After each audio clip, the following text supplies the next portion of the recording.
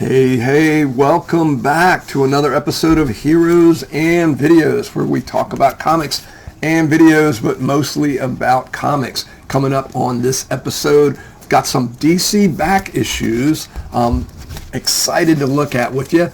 And we're going to wind up on a little Steranko goodness at the very end of this. But stick around. We've got some really cool stuff, including a VAMPIRELLA ad for kids, which I thought was a little odd. So stick around for that. Would love for you to hit like if you enjoy the content. If you want to wait till the end to hit like, I would appreciate that as well. With no further ado, let's get right into it. First up is Batman number 189. This is the first appearance, or I guess the first Silver Age appearance of the Scarecrow, which is you've just always been a great villain. This copy is actually in terrible shape, but you kind of get what you pay for. It was not that expensive. It presents very well, but it's not, pages are just kind of barely holding together. But I just enjoy the cover and enjoy the idea of this is, old school 12-cent Batman. That's always, those are always neat, and particularly the fact that it's got the first appearance of the Silver Age Scarecrow. I don't know anything about the pre-Silver Age or the Golden Age Scarecrow, but picked up that book. Got a few Batman comics in here. Next up is Batman number 289. So we jumped ahead exactly 100 issues. This is a Mike Grell, what do you call it? Like a Spike Lee joint. This is a Mike Grell joint. Mike Grell doing Batman. I didn't realize how much I would like that. It reminds me of, there are a few panels in here that reminds me of Marshall Rogers with his stint on Batman. I just really like that cover, with that semi-photographic grayed out background, those bright yellow eyes. Grell does some really good pencil work in this, and it looks like it's going to be a really good story when I get a chance to read it. So that's Batman 289. Next up is Jim Aparo, amazing Batman artist. Dude, it was just a workhorse in the 70s and 80s. It's kind of the Kurt Swan, like Kurt Swan for Superman. Jim Aparo in the Batman for Batman was very much that for me. I did not, full disclosure, I did not buy a lot of DC during the 70s. I was a Marvel kid, even into the 80s. But and we're going to talk about that here in a moment with another comic. You'll see here, King Faraday is the dude with the white hair in the background. I don't know anything about King Faraday. Batman, Robin's chained up here, and Catwoman, which is kind of interesting. This is, for me, this is way before Catwoman as an anti-hero. I didn't realize that was that much of a thing before Tom King came along and kind of did a Black Cat number on her. But yeah, apparently she was kind of hanging out with the dynamic duo there, some on the side of the Angels, and over here on the side, this kind of cracks me up. There's no hope on Infinity Island when the Lazarus Affair spells doom for Batman. Now, we all know about the Lazarus Pit. We know about one of Batman's great villains of all time. And you'll see over here in the corner, it mentions their fates are sealed, Talia, unless you turn to me. Who on earth could that green cloaked, or the figure with the green cloak over there beside Talia be? When Talia al Ghul shows up in a comic, there's a certain character, a villain that you think can't be too far behind, and know that green cloak, all you MCU fans, is not Doctor Doom, though everybody's talking about him. But yeah, you probably guess exactly who that villain is. I'm going to do a deep dive on some of these books here shortly, because they are, as I read them, they were quite entertaining. And yes, that cloaked figure off panel there, off page, is exactly who you thought it was. Next up, we've got a couple of Flash issues. This first one is I don't know if it was Halloween week. There's a demon here on Flash 207, the evil sound of music, and Flash is having to run in place. I just love these black Flash covers. That's what what drew me to this one. I also love the red and yellow on the logo. Kid Flash up at the top in a new super speed story. These were when DC, these 15 centers, sometimes DC was splitting the story. They'd have a backup with another character. They did that a lot in Detective. Also did it in Flash. I believe in Action some as well. But this is the one that's got the Vampirella ad. So I'm going to, bear with me, I'm going to pull this out. And we're going to take a look at this because I just found this a little crazy. I do love the title, The Evil Sound of Music. This book was by Mike Friedrich, art by Irv Novick and Murphy Anderson, and it's got some good art in it. It's interesting. It's a bit odd in the middle there. If you can't see it, that middle bottom panel is definitely 1971 here, as Barry's wearing an ascot and actually no pants in that one scene, but they're talking about how, you know, he's grooving, and it's the typical, it's everything you could imagine. It's 1971, so people are saying things like, let's get it on. The neat art over here is everybody's grooving to the sounds of this band, and as you can probably imagine, I don't know if I'm in the DC universe or the Marvel universe, if I would ever go to a concert or a circus, because it always seems like those things don't work out well. Somebody's taking over people. And as you can imagine here with Sargon the Sorcerer at the bottom there, the girl screaming, things do go off the rails. What we're going to focus on is the weird world of Aurora models over here. And I say model in a couple of senses there. You can see there's an odd-looking, kind of a cross between Igor and Dr. Frankenstein here, Dr. Deadly, and the Frankenstein monster, and a comic book accurate costumed Vampirella. Now, I didn't realize Vampirella was around in 1971. I was probably a little too young to be thinking about Vampirella in 1971, but there she is, comic accurate Vampirella, and what they're doing. He says, do we need a girl? The doctor says we need, he doesn't ask the question, he says we need a girl victim for an experiment, for the experiment. No problem, doctor, says Vampirella. I honestly thought, oh, Vampirella's going to be the girl victim. That's how much I know, or how little I know about Vampirella. The Frankenstein monster says no problem. They then abduct this woman, who for some reason is wearing shorts and a torn halter kind of t-shirt. The doctor says keep her quiet. She's screaming help, help. Vampirella says, curiously enough, 1971, don't worry, this is New York. No one will help her. Now, I don't know if this is after that unfortunate, was it Genovese? There was a situation in New York where a woman was basically killed. I want to say killed. I don't want to say killed. Was beaten and killed, I think, and nobody came to her rescue, and they could hear screams, and apparently a lot of people in their windows and whatnot could hear her. And it's been the subject of a lot of psychological studies about how the more people, everybody assumes somebody else would have heard and called the police, and nobody did, and it was terribly sad. I don't know historically. I mean, we can look that up. Maybe I'll put something in the comments whether that occurred before 1971 or not, or if this was just a joke about New Yorkers not helping people. But I find that really, really odd and sad that, you know, Vampirella's like, don't worry, this is New York, no one will help her, because she's screaming help. Back in Dr. Deadly's dungeon, experiment starts. If this experiment works, he says, we'll turn her into a fly. Ha ha ha ha. This is obviously before Jeff Goldblum's version, but the fly was a thing back in the 50s, I think, with the horror movie with Vincent Price, but you'd have to look that up. And then Vampirella at the end says, it sounds so horrible, it even scares a Vampirella like me. And here's the sale. Here's the setup for what the ad's for. There's a little a pendulum, like the pit and the pendulum. We've got a hanging cage. Vampirella herself. What looks like poker sticks, like fire pokers, where you would burn someone with them. It says, snap your kit together. No glue needed. Create your own scary scenes. Get Vampirella, Frankenstein, Dr. Deadly, Girl Victim, plus all the lab equipment, 8 kits in all. Get the monster scenes, custom builder kits from Aurora. Will the experiment succeed? It's up to you when you build your monster scenes, custom builder kits from Aurora.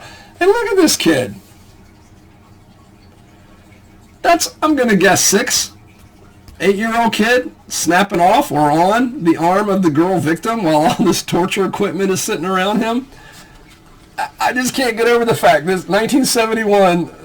This is it's these Aurora kid's a model kid, at least based on that kid's age. He's not old enough to drive, or at least the way he looks there. They're selling basically comic accurate Vampirella model kits with this whole monster let's experiment on the victim scene to kids. I mean, I don't know. I'm not being a prude about this. I think it's kind of hilarious. I've talked in the past about that Man Thing. I think it's Man Thing number 5 that I loved as a kid. I had the Power record.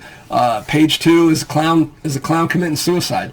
I mean, I do feel like we tend to put kids in a bubble a little bit too much, but I found that hilarious. The only thing that's missing from this is maybe they're trying to sell us Hostess fruit pies, but the weird world of Aurora with the models and the comic accurate Vampirella outfit selling this torture model kit thing, and there's 8 of them. Collect them all, kids. I just thought that was hilarious. So and a little disturbing. The rest of the issues is good as well. Sargon the Sorcerer gets his just desserts. There's a little joke at the end. Barry at some point, and I am going to go back to this, somehow at the bottom here, when Barry gets into the costume, all you DC fans, oh, sorry, that's terrible. Let's try this. There we go, lower left. All you DC fans will remember, he's got the little ring where the Flash suit comes out. But for some reason, look at that second panel, the third one on that page over here. He puts it on, he puts the Flash costume on over top of that outfit that he's wearing with the jacket and the shirt. And it goes on over the outfit. I have no idea where, because it doesn't look like it's on over it in the next panels. But he puts on the Flash costume over the outfit. Now, I've never been a huge Flash fan. I don't have a lot of DC from this era, though I am picking up more and more. I remember Spider-Man would wear the costume underneath. Clark Kent, right? He does the thing, with the shirt popping open with the Superman thing underneath. He puts his costume on over, his superhero outfit is on underneath his street clothes. But in this case, apparently the Flash, maybe he did it a lot, I don't know, puts the costume on, puts his superhero suit on over his outfit, which included a jacket. And there's even a joke at the end where Iris does mention, that his suit is wrinkled, and though she knows who he is here. But yeah, that's a little lighthearted jab at the end, is that, oh, I can't believe you got your suit wrinkled. But I don't know how his Flash outfit looks so skin tight for the rest of it. Anyway, moving on to the next Flash.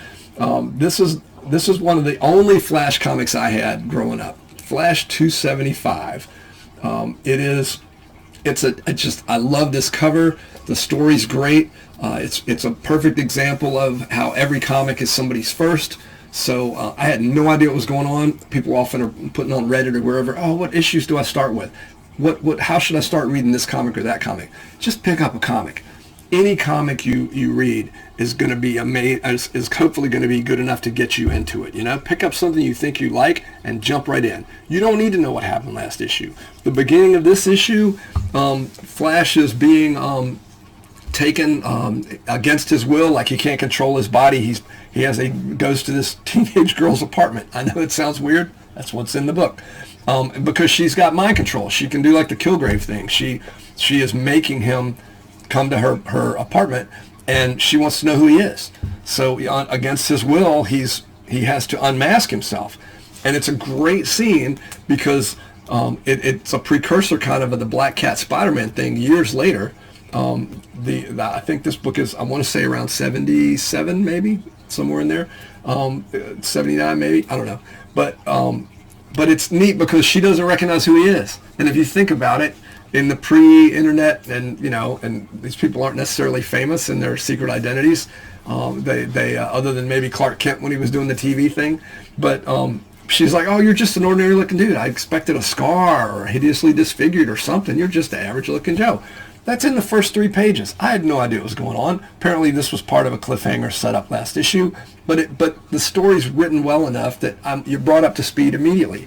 And then Barry and Iris, his wife, are heading to a costume party. And this is one of those cool costume parties where everybody's dressed as superheroes, so our hero can go dressed as the Flash, and nobody thinks anything of it. In fact, one of his buddies, like a police partner, dresses as the Flash as well.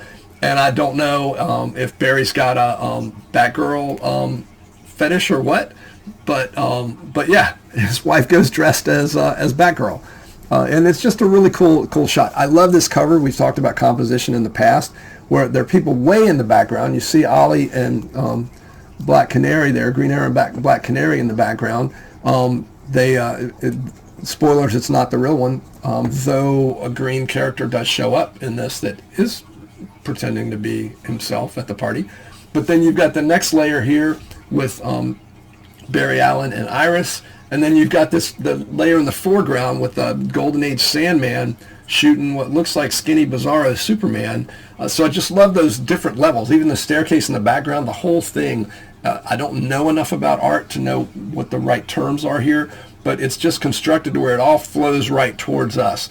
And then even more in the foreground, we've got the little note here that says, let me see if I can get that in focus for you all. You are cordially invited to attend the last dance and witness the death of, somebody's fingers over that.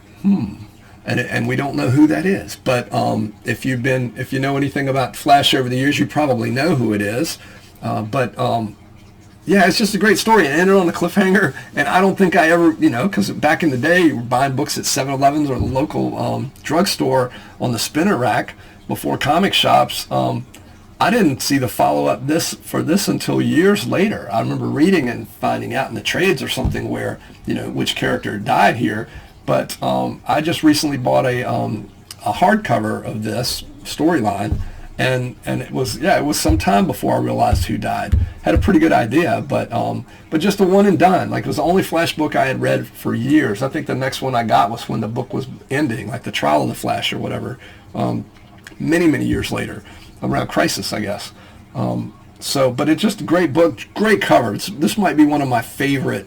Well, there are a lot of great Flash covers. I take that back, but this is easily in my top 3 or top 5 favorite Flash covers. That sentimental value of being the first Flash I picked up, one of the few DC books I picked up off the rack in the 70s. But that's Flash 275, and just a great read.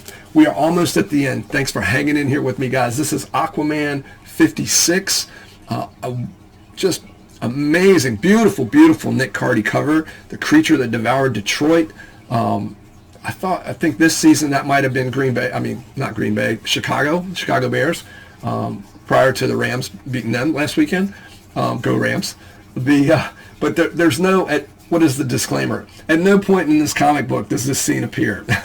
There is no giant monster. It's basically algae that's destroying Lake Michigan and Detroit. But I just love this Nick Cardy cover. It's beautiful. The giant sea monster, whatever it is, in the background. The title of the book being the title of the story being part of the cover. The city, Aquaman flying towards it.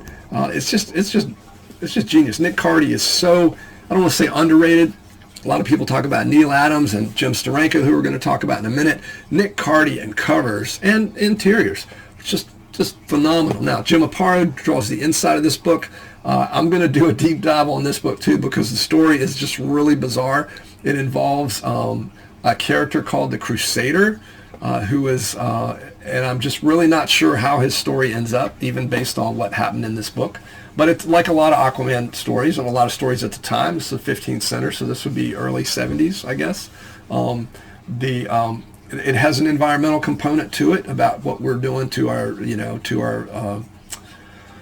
planet. So it's just really neat. The story in particular involves a satellite that, in order to fight crime, this character's put a satellite to where it's never dark in Detroit. Like it's, you know, day and night's happening, but it's never, even at night, it's never dark, because this satellite is always shining light from the sun's light, I guess, is reflecting off of it. So it's never night in Detroit, and that's this character's way of fighting crime. So if it's never dark, people aren't as apt to commit crime.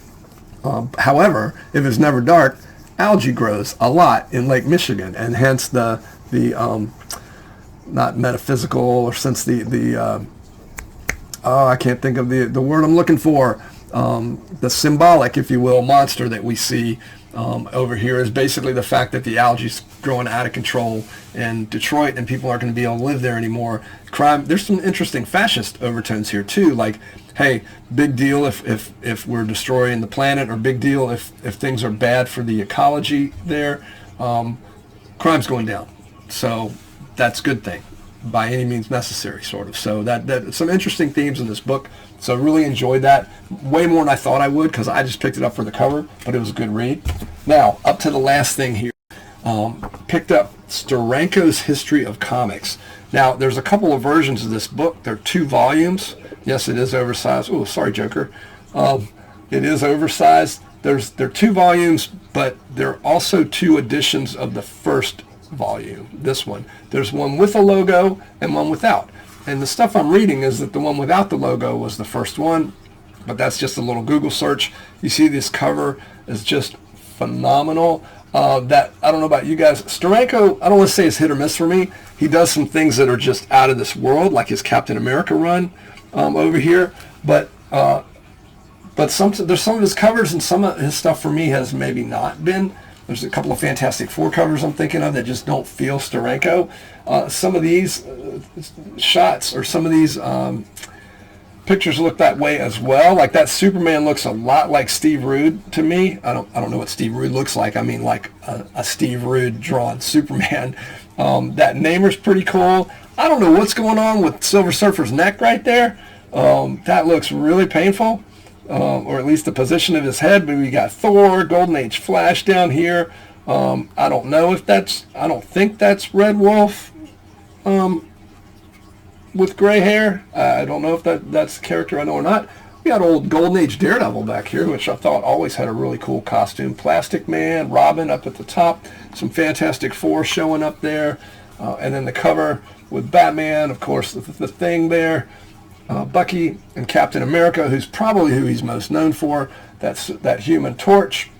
I don't know if technically, yeah, that might be Johnny Storm, because he's not with, I was thinking as opposed to the Golden Age Human Torch. But a number of Golden Age characters on here. Joker we mentioned, Hulk down here, Doctor Doom, Spectre looking, I don't know, looking a little zoned out there. But it's a really cool book. And it's mostly prose, but it's got some neat